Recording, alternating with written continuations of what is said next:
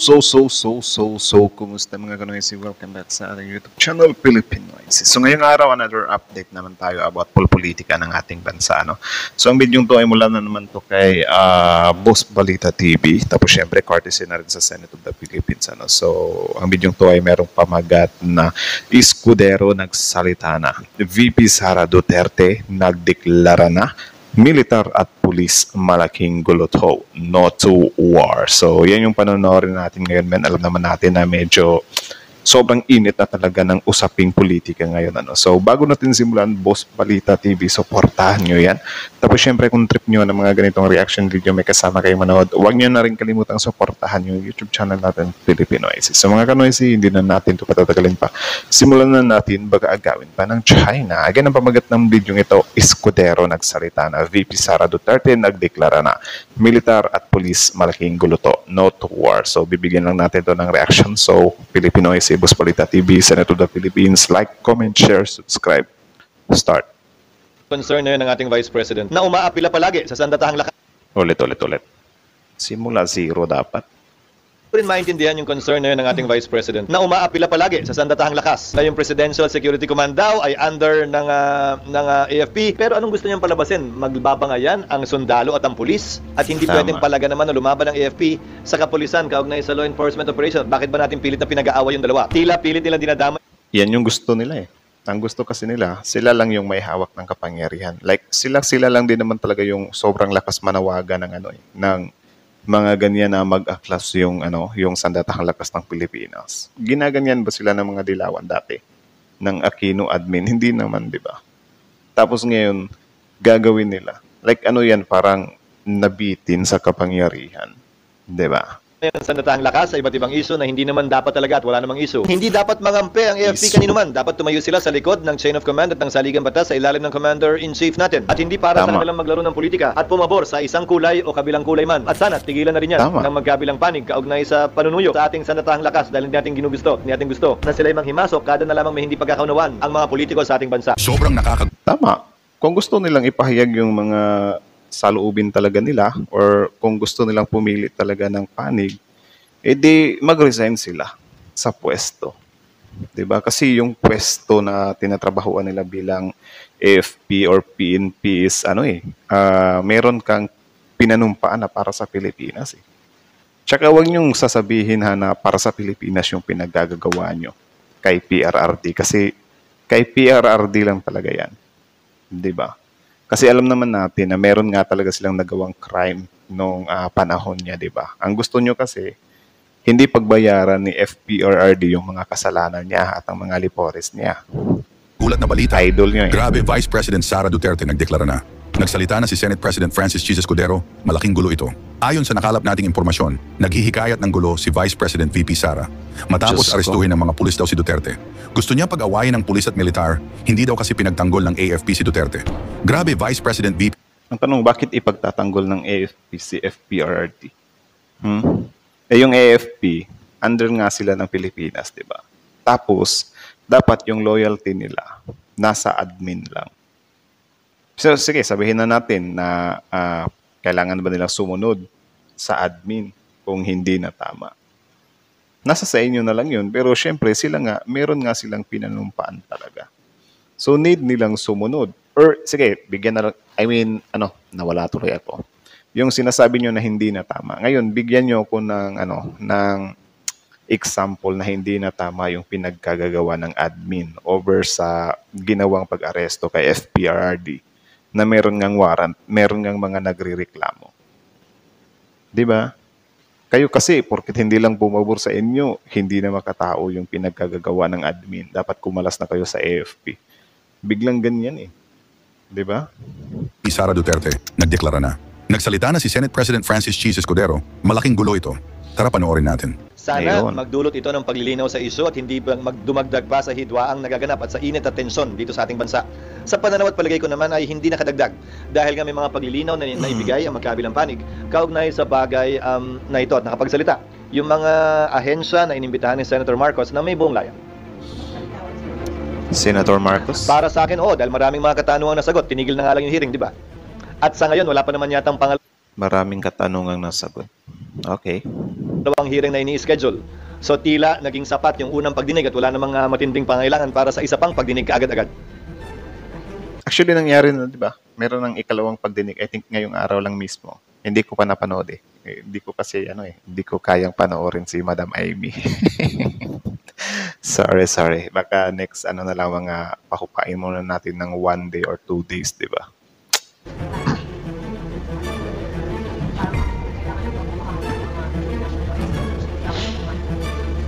Nasa sa kanya yun. May buong laya si Senator Marcos magpatawag ng isa pang hearing at kumuha din ng resource person. Ang problema mo ay may kaso na kasing pending. So syempre, Tama. anumang resource person na kunin mo, abogado, international law expert na kunin mo, meron ng posisyon na kakatigan, pabor man o kontra sa naganap o nangyari. Tama. Kaso si Senator Amy, concerned daw siya sa, sa hinaing ng taong bayan.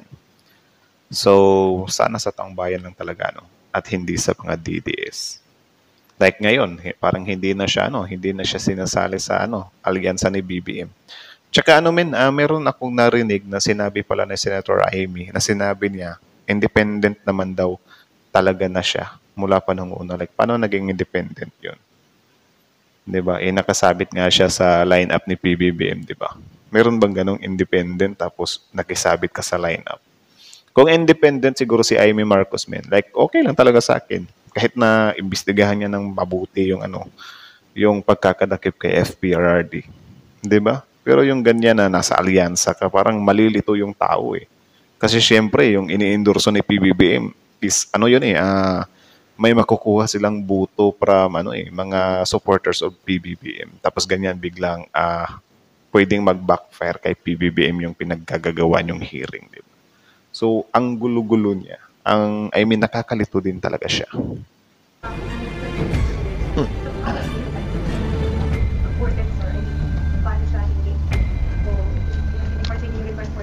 They simply cited the Supreme Court decision that held executive privilege to be validly invoked by the executive branch. But again, the position I took was not as a reason for them not to attend, and they all attended, and I thank them for attending, but to be invoked whenever a question is asked that would tend to divulge any conversations with the President himself. And that was exactly what happened in the hearing. Okay. Hindi ako nag-reply. Hindi naman kailangan i-reply dahil natanggap ko yung sulat that same morning.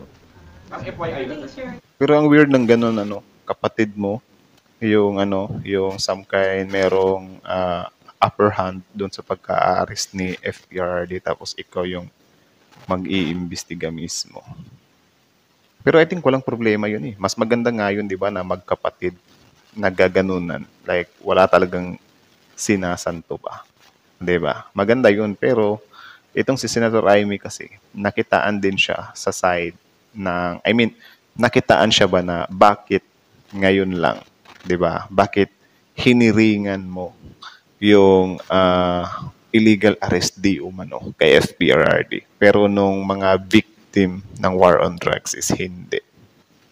Di ba? So, wala. Ewan. Parang FYI lang naman yun. Kasi nasa Supreme Court decision naman yun eh.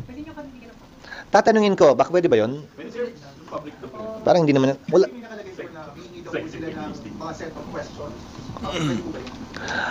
Hinihiling yun kaugnay ng question hour. Pero hindi naman kasi ito question hour. Ito ay investigation, inquiry in aid of legislation. Hinihiling lamang in advance ang mga questions sa mga kalihim kapag question hour ang involved. At yan ay nakalagay sa aming rules, yan ang nakalagay sa Saligang Batas din. Pero hindi question hour yun nangyari sa pagdinig na isinagawa ni Senator Amy. Kaya hindi kinakailangan magsumite ng mga questions beforehand. If I remember, 1 page lang. So ano yung ginagawa niya? Hindi. Nandito na ako sa Senado nung sinulat ni dating Pangulong Arroyo ang EO 464 na nag-apply sa lahat. Mas malala pa ngayon. Yon ang ginamit nilang dahilan para hindi magpunta sa anumang pagdinig ng Senado ang mga miyembro ng kanyang gabinete. Ito ay invocation lamang kung sakasakaling kinakailangan.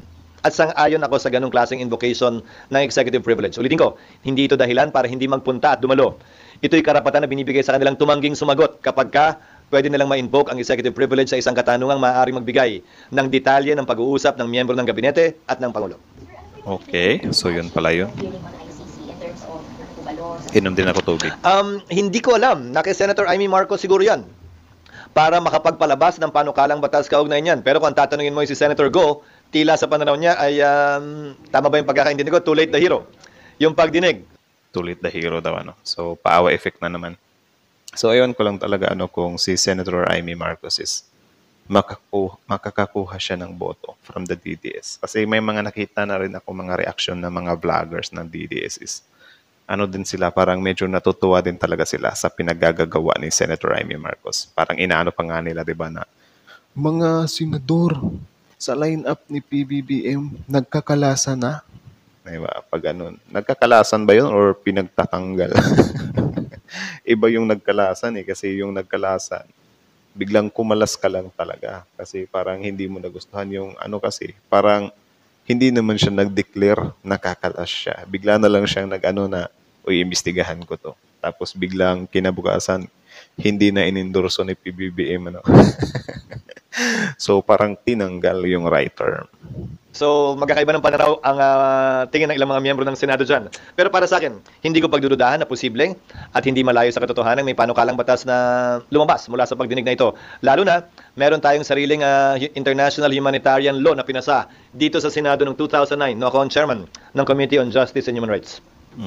Yes, RJ. Problema kasi dito sa invocation Marami na rin parang experience si Senator Chis Escudero.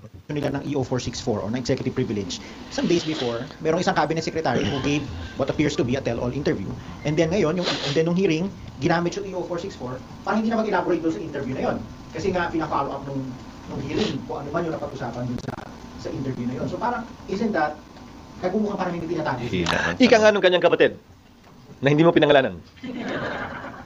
May karapatan ng isang tao magbago ang isip at may kalayaan ng bawat isang magbago ang isip at marahil nagbago ang isip nila kaugnay sa paglalahad ng dagdag pang impormasyon.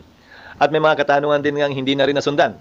Dahil sa kabila ng paglalahad na yun, halimbawa, na itinanggi ng isang cabinet member na ilang upuan lang ang pagitan, ay hindi na natanong din kung alin ba talaga ang totoo.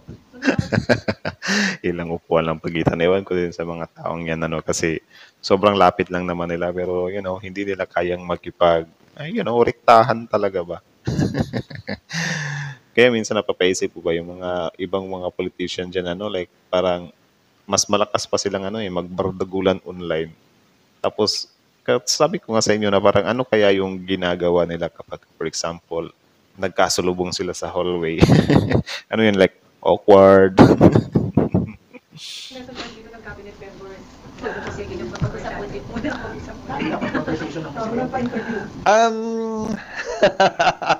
Hindi para sa akin na pagsabihan sila, pero nagsimula ako sa politika o sa larangan ng serbisyo publiko noong 1998. Hindi naman sa may tinatago, pero palaging less talk, less mistake. Grabe, no? Tanda na ni Tanda na ni Senator Chis Escudero, 1998 pa siya nagsimula. Like, 2 years old pa ako doon, Or 1 year old mahigit. Grabe.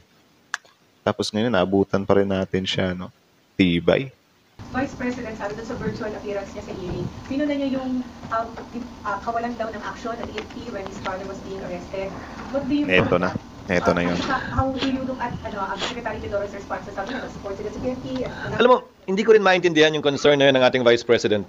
Maliban sa At least, rektan yung sinabi. Kasi hindi naman talaga or mahirap naman talagang intindihin yung Vice President natin ngayon, Sobrang hirap. So, ito na, from the mouth of inaakala natin or parang pinaflag nga siya ng mga kababayan natin, di ba, na maka-Duterte. Kahit siya, hindi niya maintindihan si VP Sara.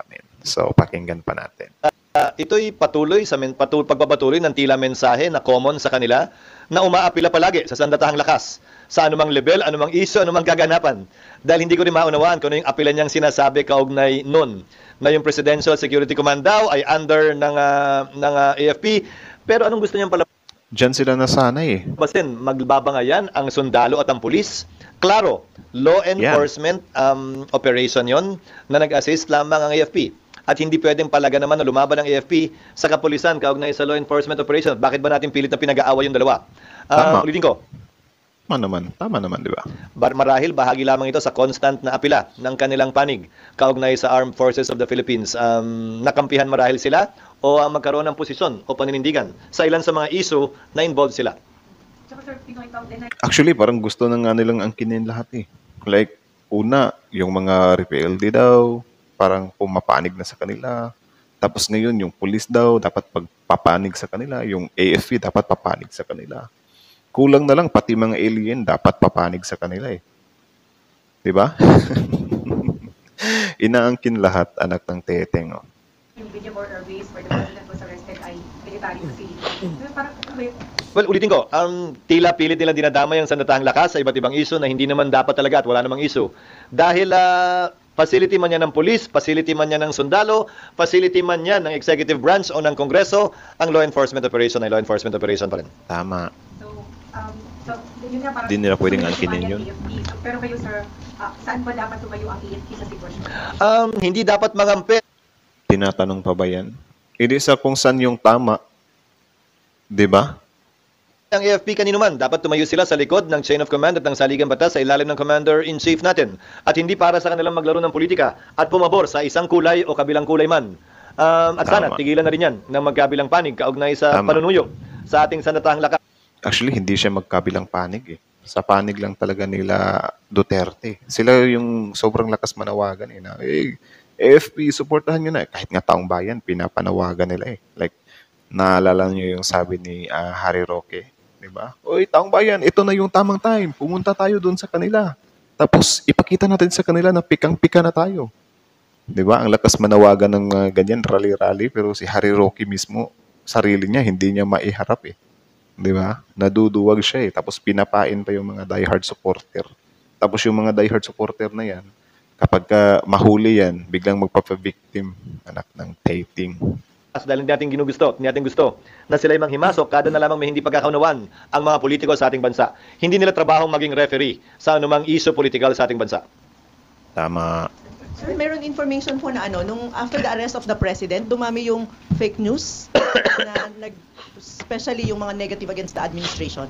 Do you have the same observation and what can you say about it?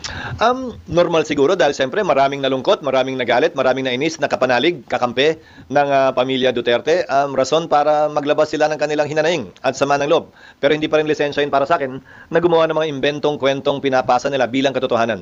Ulitin ko. Tama naman. Maiintindihan naman talaga natin kung yan yung nararamdaman nila, di ba? Pero sana wag umabot sa punto na wagas na sila kung makapanira. Di ba? Like, halos lahat na lang na makikita nila, ibibintang nila sa administrasyon. Di ba?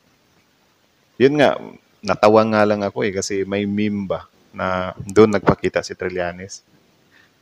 Larawan ni Trillanes, tapos may nakalagay na caption na ako yung nagpahuli kay Digong.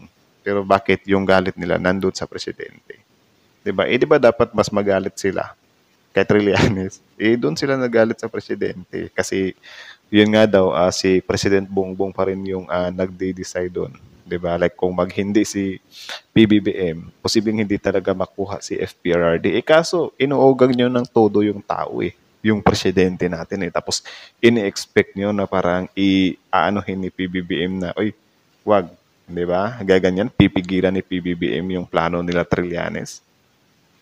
Di ba? Sobrang labo nun. Sana naging maingat kayo. Sana kinaibigyan nyo ng husto si PBBM. Di ba? Masyado kasi kayong masyado kayong, ewan ko kung confident lang ba talaga kayo. Di ba? Masyado yung minamalit si PBBM. Tinawag nyo pa nga na weak leader, di ba? Ayun. Walayin natin ang opinyon sa pagpepedel, pagpapalabas na impormasyon na sinasabi nilang totoong balita o totoong nangyari. Sir, mga more than 10 days after the arrest, parang humupa na ba yung mga tawag doon, yung mga maiinit na pinupost sa media as compared doon at ngayon? Wala kasi sa timeline ko yung mga yun eh. Ang timeline ko, showbiz, hindi politika, kaya hindi ko nararamdaman kung humuhupa nga ba o hindi. Palibasa kayo, ang timeline kasi ninyo ay puro yung mga kaganapan sa politika. So hindi ko nararamdaman kung lumalala ba o humuhupa nga ba. Ikaw naman, ang trabaho ko na nga politika, pati ba naman pag nasa bahay ako at gumagawa ng ibang mga relaxing na bagay, ayan pa rin. Dapat di na, di ba? Pero sir, as a leader, So may point naman. So ang kawawa dito, yung mga DDS, 'di ba? Kasi sobrang invested na sila sa nangyayari ngayon kay Tatay Diggs, kay FPRRD, 'di ba? Sobrang invested na sila, like to the point na yung iba nga nakakalimutan na nila na gusto nilang mag-vlogger sa Facebook, 'di ba? Napalitan na ng puro pagpapalabas ng sama ng loob, yung ipapakita nila, yung iba nakikipagbardagulan doon sa TikTok, yung iba nakikipagbardagulan sa sa comment section. 'Di ba? Yung iba parang nagiging free trolls na lang eh. 'Di ba? Hindi na binayaran, kusa na lang silang nadala ng agos. 'Di ba? Grabe, sobrang diehard eh. Di ba dapat parang ina-assess natin whether, di ba, pati mga yung economy, but it might be affected because of yung ingay sa ganitong mga... Alam mo, sa tingin ko, ang ating ekonomiya ay soundproof na kaugnay sa ingay politika. Kung matitingnan nyo ilan sa mga basic economic indicators, hindi naman tila ito naapektuhan ng ingay ng politika. Mapa-impeachment man o itong kay dating Pangulong Duterte. Halimbawa, bumaba Agree ako dun sa soundproof na kasi yun nga, ang akala kasi ng mga DDS, sobrang lakas pa rin nila pero medyo 50-50 na sila, di ba? Baka nga 30-70 na eh. inflation natin na mula 2.9 to 2.1% month on month. Di ba? Bumaba na rin ang presyo ng bigas, bagaman hindi pa sa level na gusto natin. Ang unemployment natin ay pinakamababa sa mga nagdaang taon at ang employment rate natin ay isa sa pinakamataas din kumpara sa nagdaang 4-5 taon. Ang Pero syempre, hindi paniniwalaan na yan ng mga DDS. Masakit para sa kanila yan eh. Di ba? Hindi pwedeng mapuri si PBBM sa kanila eh. Di ba? collection rate ng BIR nasa 16.7%, pinakamataas sa nagdaang mahigit 2 dekada. At malapit na tayo mabigyan ng A, yung inaasam-asam natin, na tayo nasa A- at BBB+ rating na ng ilan sa mga rating agencies. Sana ito ay magpatuloy at patunayan talaga ng ating ekonomiya na soundproof na ang ating ekonomiya, hindi apektado ng ingay politika. Sir, kailangan ba bang Hindi rin tayo sure. Di ba? gumawa ng batas para maging yan ang pagkakalat ng fake news? Meron kasi bill, Sir, si Senator Joy, ina-add yung fake news doon sa hangin ng mga crimes sa cybercrime prevention. Alam po ninyo, ang libel ay isang krimen na pinaparusahan ang pagsisinungaling. That's why in libel, proof of the truth is a defense. Di ba? Inakusahan kita ng libel, pinatunayan mo totoo yung sinabi mo, absuelto ka sa kaso. Libel is one of such cases kung saan pinaparusahan ang pagsisinungaling laban sa kapwa mo. Kaya lang kinonsiderang paninirang puri yon, ika nga, kaya libel ang tawag. So marahil sa advent ng social media, maaaring idagdag yon, pero ang mungkahi ko lang dapat specific talaga, specified, at klaro yung ating pinaparusahan. Dahil ulitin ko, maliwanag ang sinasaad ng ating saligang batas, no law shall be passed abridging the freedom of speech, of expression, or of the press. Again, Di ba? Isa din yan, mas tumatak din talaga yan. Actually, sa usaping free speech naman, meron din talagang iba na sumusobra na. Meron ding iba na parang kahit na hindi naman sila gaanong natamaan, wala lang, gusto lang nilang i-silent yung tao, di ba? Or patahimikin yung tao. Kaya nga minsan, sobrang gulo talaga ng part na yan. And speaking of fake news, nakakagulo talaga yung fake news. Kasi, for example, PBBM, P. Duterte. Diba? So si Duterte, meron siyang inilalabas na mga news against sa admin. So ngayon, itong admin, ang tanggap nila sa mga news from P. Duterte is fake news. Ngayon naman, itong sa side ng kay PBBM, maglalabas din ito ng news. So lahat ng sasabihin niyang news para kay Duterte is sasabihin din ng mga Duterte na fake news. Alam niyo yung ganyan, na parang ano ba talaga yung fake news? 'Di ba? Kasi biruin nyo since tawag dyan, nagbabalita, ABS-CBN, GMA, PTV, News 5 or whatsoever. May nagpo-post na DDS na if kumukuha pa kayo or still kumukuha pa rin kayo ng balita nyo from ABS, GMA, PTV, something like that, is good luck na lang daw sa inyo. Kasi fake news daw yung pinagkukuhanan nyo ng news. So ngayon, ang tanong ako, admitted naman ako na sometimes talaga, meron talagang mga, anong tawag dyan, yung mga mainstream media na yan, meron din silang mga tinatawag na biases. And siguro, sometimes, meron din silang fake news. Or I don't know, nakadepende na lang sa'yo yan kung paano matignan. 'Di ba? Pero I don't think na lahat na lang ng inilalabas ng mainstream media is fake news eh. Kasi mas grabe yung mas grabe yung pananagutan nila if ever halos lahat na lang ng ibabato or ilalabas nila is fake news. Kaso itong mga DDS na to, pina-flag na agad nila itong mga mainstream media na fake news lahat ng ilalabas kapag natatamaan yung kampo nila, natatamaan yung mga Dutertes. So, wala lang, nakakaaning lang isipin, di ba? Na kapag pabor sa inyo, kahit vlogger nyo magsalita, kahit walang basihan, pinapaniwalaan nyo. Kaya nga si PRRD, lahat ng sinasabi niya against sa Pangulo, against sa administrasyon, kahit walang basihan, like for example, yung pulburon video, kahit na sobrang halata na AI, since sinabi ng kampo ng mga Duterte na totoo yun na yung pinaniniwalaan nila. Kahit na napatunayan na AI ngayon, deepfake ngayon, or edited ngayon, hindi na pinaniniwalaan ng DDS kasi ang sa pagkakaalam nila, galing yun sa kampo ng DDS. So yun lang yung paniniwalaan nila. So ngayon, dinibunk ngayon ng kabila ng grupo nila PBBM na fake yan, sobrang layo sa tenga. 'Di ba? Kahit harap-harapan na sobrang layo ng tenga ni PBBM doon sa video. Ano yung tanggap ng mga DDS? Hindi yan edited. Hindi yan edited, totoo yan. Like, alam niyo yung kung gaano sila ka-close-minded na talaga. 'Di ba? Which is sobrang nakakalungkot na talaga, men. Like, grabe na yung pagka-idolism nila ni P. Duterte talaga. You may not agree with what I am saying, but I will always defend to the death your right to say it. Basta't opinion yung sinasabi mo at hindi mo binebenta, nilalako bilang katotohanan tungkol sa isang bagay, tao o kaganapan. Sir, meron po bang batas na can compel yung mga social media platforms to divulge? Halimbawa, ito, this identified na as a troll account na puro fake news talaga yung nilalabas niya. Nasabihin mo kung sino yung nagbangko niya, sino yung may-ari ng account. Sa ngayon, wala. Pero siguro at the first instance, dapat yung nag-ooperate, nagpapatakbo ng platform, ang gumawa niyan. Dahil hindi ba, ilan sa mga platforms na alam natin, tinatanggal na, wini-weed out na yung tinatawag nating bots o yung mga artificially generated account at wala naman talagang activity na parang isang tao. Bots. Bagaman sa AI ngayon, kaya nang gawin ng bot yung ginagawa ng ordinaryong tao. Nagko-comment na rin siya, may mga nilalike na rin siya. So, habulan ng teknolohiya yan sa magkabilang platform. But at the end of the day, Yan yung nakakatakot, kung gaano naka-high-tech yung mundo natin. My goodness. that is why we are also adjusting sa social media, hindi ba? Hindi lamang simpleng like ang binibilang. Binibilang yung engagement kasi yun ang totoong tao. Hindi yung bilang lang ng like na baka naman bot na yun at hindi naman totoong tao talaga. I think technology will sooner or later catch up with developments in this regard. Para sa gayon, totoong tao na palagi yung makikita natin sa social media, hindi tulad ngayon. Kaya di ba maraming mga apps just to test if you're human or not?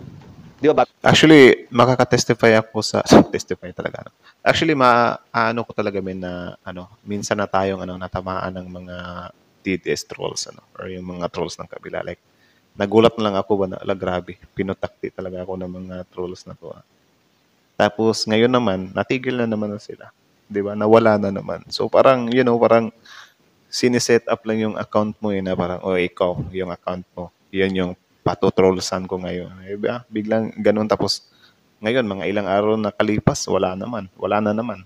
'Di ba? Tahimik na naman sa account natin. Nung mga nakarang araw talaga pinuputakti tayo Bago ka makapasok, bago ka makalaro, bago ka i-recognize, unti-unti naman ang ginagawa yon. Unti-unti na humahabol tayo pero hindi pa nakakahabol. Sir, di ba alarming yung ginagawa ng NBI and other law enforcement units na hinahanap, pinaaresto yung mga nagpapakalat ng fake news against President Marcos and the administration, pero hindi yung mga similarly na mga manipulated social media posts against the Duterte camp o iba pang politika? Depende kasi kung sino nagrereklamo. Again, the NBI can do things motu proprio but it also usually acts based on complaints.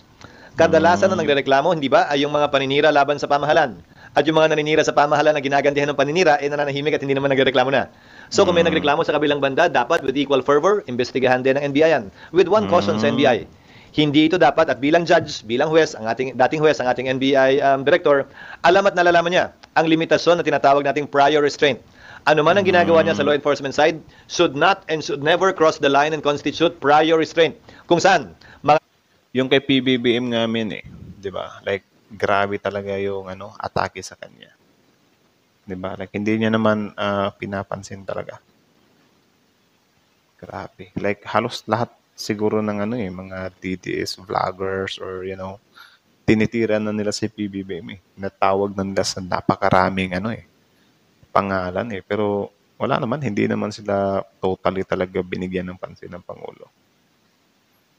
Hanggang ba na mismo ang ordinaryong Pilipino na magsalita at magbigay ng opinyon at hindi na lang magbibigay ng opinyon dahil sa takot na dinudulot ng kanilang ginagawa? Buwang paniniwala ko na intindihan yan ng ating NBI Director bilang miyembro ng Philippine Bar at bilang dating huwes. So, meron pa ako. Ito yung juicy.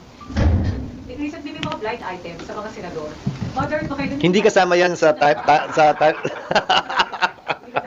kasi, di ba, Natawa siya eh. How do you look at that? Pwede ba itong, well, it may or may not be true, pero hindi ba ito parang attack din sa Senate? Hindi. Para sa akin, ilang beses nang nangyari sa akin din yan nung panahon na congressman ako, kahit nung governor ako, kahit nung nagsisimula pala akong congressman noong 1998. Grabe talaga. 1998 talaga, congressman. 2 years old pa ako par. Bahagi yan marahil ng init sa politika na kinabibilangan na rin namin. At hindi para sa akin na seryosohin yan o gawan pa ng hakbang kaugnay ng mga lumalabas na chismis, nakakasira man o nakakaganda sa parte at panig ng Senado. At hindi naman ito tinutukoy ang trabaho ng mga miyembro ng Senado. Kung hindi di umano, personal na buhay, di umano ulit ng ilang miyembro. Sir, pa-specify. Ano? Hindi porkit cheese ang pangalan ko, tatanungin niyo na ako tungkol sa chismis. At Corny. Corny. hindi porkit cheese ang pangalan ko, chismoso na ako. Hindi, ang tagal ko nang sagot sa ganyan yan. Okay? Yes. Pero paano dapat i-handle sa senator ng senators pag may ganyan? Kasi pag lahat kayo sasagot. Individual at personal to. At hindi dapat sagutin bilang isang institusyon para sa akin. At hindi naman ito inaapektuhan o tinutukoy yung trabaho namin bilang mga miyembro ng Senado at bilang isang institusyon. Lilipas din yan. Yes, ma'am. Parang si Diwata lang eh. Yung modernization program kasi meron din transport strike ngayon yung My position has not changed hanggat hindi pa napeperpekto na isasaayos ng pamahalaan yung sistema, lalo na yung aspeto ng financing. Kaugnay sa PUJ, PUV modernization, hindi ito dapat i-require muna sa lahat dahil hindi nila kakayanin. Yung taas at laki ng presyo ng modernong jeep, kahit na malinis pa yan, sa oras na ito. Dapat kasi sana inuuna yung financing para kayanin, hindi lamang ng tsuper, hindi lamang ng operator, pero lalo na ng mananakay. So, yun lang naman muna. Yun lang naman muna mga kanoysi. So, kayo ano masasabi nyo dito? Comment down below. Tapos yun, pag-usapan natin yan sa comment section. So, yan ang video to ay mula kay Boss Balita TV. Supportahan nyo yan. Original video link in the description box below. Tapos syempre, bago nyo iwan yung YouTube channel natin, Pilipinoicy. Don't forget to like, comment, share, subscribe. So, Boss Balita TV, original video link in the description box below. Also, courtesy sa Senate of the Philippines. Tapos syempre, Pilipinoicy. Excuse me. Tapos syempre Pilipinoicy ano. So, yun lang naman yung opinion ng ating mahal na Senate President Chis Escudero ano. So, I think ewan ko kung nakabawas-bawas na sa inyo to yung galit about doon sa impeachment. Kasi syempre kita niyo naman 'di ba? Pati si Senate President Chis Escudero, hindi niya na rin naiintindihan yung pinagkagagawa ng VP natin ano na parang ano yan, bakit mananawagan ka sa AFP na biglang mag-stand sila against sa government, di ba? Which is nakakalungkot nga siya kasi yan yung pinapanawagan nila. Like parang parang napingis, ano ba yung Tagalog ng napingis? Or parang parang nakulangan or nabitin ka sa kapangyarihan. Actually, hindi nga si BP Sara yun kasi si FPRRD lang naman yung nasa kapangyarihan dati. Pero alam niyo yung ganyan na di porkit dati kang presidente is parang habang buhay mo na nahawak yung tawag dyan yung AFP. Which is hindi pwede yun kasi mas maganda naman talaga na yung loyalty ng AFP natin, kapulisan natin is sa government lang talaga. Diba? Dapat under command sila ng Pangulo. So, alam niyo kung bakit sobrang pangit niya na parang especially sabihin na lang natin Makati or sige sabihin natin na bigyan natin ng freedom yung AFP or PNP natin. 'Di ba? Yung ibang mga kapulisan kasundaluhan natin na ipaglaban kung ano yung political views nila. 'Di ba? Isipin niyo, halimbawa malaya yung sundalo at PNP sa mga papaboran nila sa politika. So, yung pagkaka-arrest kay FPRRD, biruin nyo yun, may aaresto na sundalo PNP. Meron ding pipigil na sundalo PNP. E di, patayan yung mangyayari. Di ba? Ganyan ka nakakatakot. Kaya nga, yung mga AFP natin, yung mga PNP natin, obligado talaga sila na yung loyalty nila sa pamahalaan lang. Di ba? Ipatupad nila ng maigi yung batas. Tapos, kung gusto nila naman na pangatawanan talaga yung suporta nila kay FPRD, pwede naman nilang gawin yun. Di ba? Like, i-explain talaga nila, bigyan nila ng tamang basis yung ano nila na, sir, against ako dito, sir, sa paghuli sa Pangulo. Hindi na lang ako sasama, something like that. Di ba? Magsisibilyan ako. Or, ewan ko kung pwede yan. Pero, kung ganyan naman lang sana, edi, umalis ka na lang sa serbisyo. Di ba? Para hindi mag-conflict yung political views mo sa trabaho mo ba. Di ba? Kasi yan yung gustong mangyari ng kabila eh. May paano pa na, umiiyak yung mga sundalo na. Siyempre, may mga umiiyak talaga doon kasi may mga napamahal na sa Pangulo doon dati. Pero hindi yun na parang ang gusto kasi ninyo manlaban or ipagtanggol din ng mga sundalo yun si FPRD that time sa pagkakahuli niya. 'Di ba? Isipin niyo na lang yung pwedeng kalabasan niya if ever ma-carried away yung mga sundalo, 'di ba? Tapos ngayon pinapanawagan niyo pa. Yan yung nangyari doon sa sa pulis. 'Di ba? Yung pulis na bigla siyang nagla-live na hindi ako ang kapag mali na, ganun-ganun pa. So, kahit ipatawag niyo pa ako. Tapos ayun, nung pinatawag na, paiyak-iyak na. 'Di ba? Kasi ang pangit talaga na parang miyembro ka ng kapulisan, kasundaluhan, tapos iba yung pananaw mo. Sobrang gulo. Pwera na lang siguro kung si PBBM is lantaran din na may pinagkagagawa na crime against humanity, tapos biglang shield niya yung pagka-presidente niya, baka pati ako, 'di ba? Babanatan natin si PBBM. Kaso hindi ganyan eh. Yung mga nakikita natin kay PBBM, chill lang, 'di ba? Pinapabayaan niya lang dati yung mga naninira sa kanya. Tapos ngayon binabaliktad ninyo. Tapos ngayon naggumanti na. Bigla kayong nagagalit, 'di ba? Kaya hindi niyo maisahan si PBBM. Hindi talaga. Kapag yung gagamitin nyo lang is yung dati yung connection sa AFP. May pasabi-sabi pa si Bongo, minahal namin kayo dati mga sundalo. Yun naman talaga yung dapat gawin ng lahat ng administrasyon. Diba? Mahalin yung kasundaluhan, kapulisan. At saka hindi porket minahal nyo sila, pinatasan nyo sila ng benepisyo is utang na nila yan sa inyo habang buhay. Kasi, syempre, as a government employees, obligasyon nyo rin na pagandahin din yung mga benepisyo or, alagaan din yung AFP at yung PNP na. Diba? Hindi nyo pwedeng singilin yun kasi pera ng taong bayan yung pinanggastos nyo doon eh. Pera na lang kung yung pagmamahal nyo sa mga AFP or mga PNP natin galing talaga sa sarili nyong bulsa. Sige, i-claim nyo na minahal nyo talaga. Pero yung galing lang din sa pera ng taong bayan, wag ganun. Diba? Kasi ginusto nyo yan eh. Tumakbo kayo sa posisyon eh. Diba? Para pagsilbihan yung taong bayan. Para pagsilbihan yung mga uniform personnel natin. Diba? Tapos biglang ganyan na, minahal namin kayo. Biglang nangingwenta eh. So yun lang naman. So, kayo na masasabi nyo dito, comment down below. Tapos yun, pag-usapan natin yan sa comment section. So again, Boss Balita TV, subscribe nyo yan. Tapos syempre, courtesy na rin sa Senate of the Philippines. Tapos syempre, Filipino IC, like, comment, share, subscribe. Filipino IC is out. Filipino IC is